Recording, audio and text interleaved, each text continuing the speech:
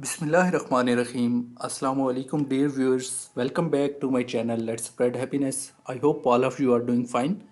In today's video, I will teach you how to select particular values in your Excel spreadsheet. So let's start. It is quite easy.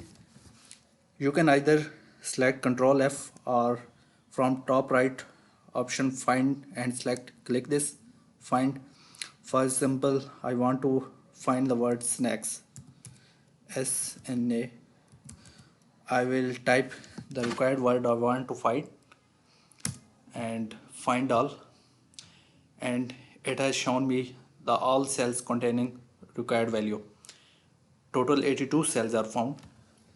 Let me select all by selecting Ctrl A, and I can give a particular color to my required word.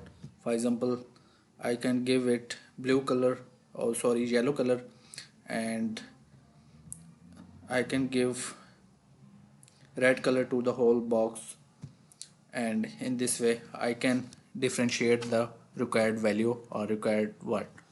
So I hope you have understood this method. Kindly subscribe my channel and share this video as well. Thank you very much for watching this video.